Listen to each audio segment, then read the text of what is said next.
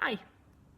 Today I got an email from Genevieve, and she says, I was wondering if you could talk a little about fatphobia.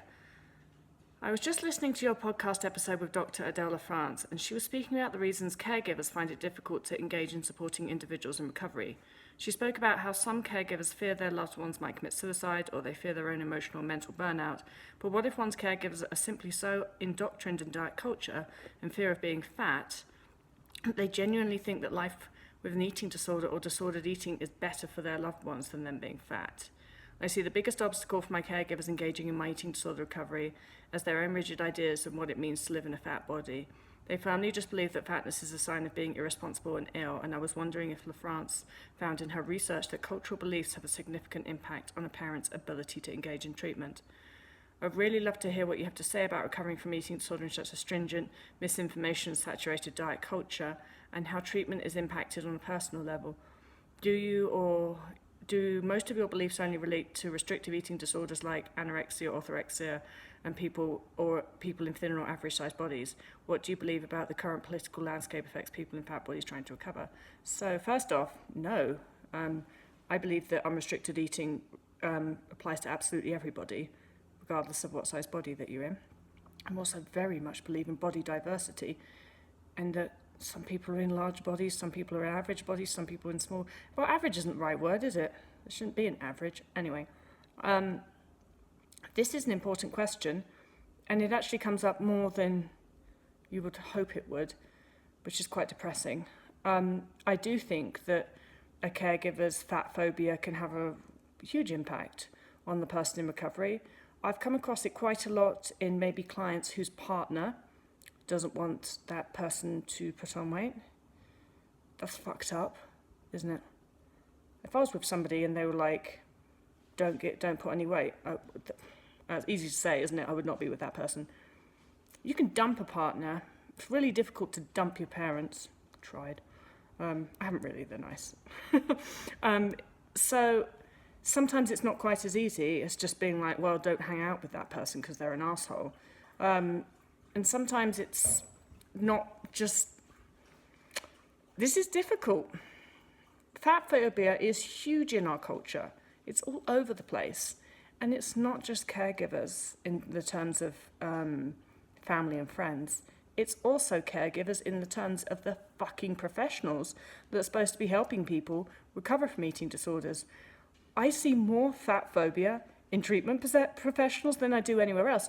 Often, especially if I'm working with a parent, a lot of the time, the parent is the one that's accepting body diversity. This is a parent-child sort of situation. It's much more often the case that the parent is the one accepting body diversity and saying, my kid's not well, my kid needs to gain more weight, the target weight that you've set my kid is too slow. And it's the doctor or the treatment professional that's like, this should be the target weight, don't let him get above BMI 19, don't let them eat more than this, that, and the other. It's actually fat phobia in the medical profession is huge, and I think it's all to do with the obesity crisis and doctors being trained from whenever they start training that for a person to be overweight, that's just like the worst thing that can happen, and that's the thing that they have to concentrate on, or the bigger than anything else in order to get someone healthy. That's the reason that a person who's in a larger body can go into the doctors with, I don't know, like eye ache, and get told they need to lose weight, which is completely inappropriate, but that's what happens the whole time. And so, anyway, that's my little rant about medical profession and fat phobia. And it's so depressing that it happens a lot in eating disorder treatment professionals being fat phobic. Yes, really. But, so, back to the caregiver question, because that was the actual question. Can it affect your recovery negatively? Of course it can. What do you do about it? What can you do about it? You can't get rid of your parents, probably. You can try and educate. Done that before. I've spoken to some parents before, like clients' parents, and explained body diversity to them. And some people have been really enlightened by that, because the truth is, especially in England I've found, but probably in America as well, that it's so just culturally accepted that fat is bad for you, that when you take the time and explain the biology behind body diversity to people, the genetics, they actually start to be like, oh. And especially when you explain to them that dieting is what makes people fatter, then they start to understand that this correlation that they have, oh yeah, it's true that everybody that I know that's in a larger body is on a diet. Right? So people that can actually be very open to be educated on it, and that can be a wonderful thing. I've also spoken to some people that just don't want to hear it. They're just like, no, being fat is bad. The end.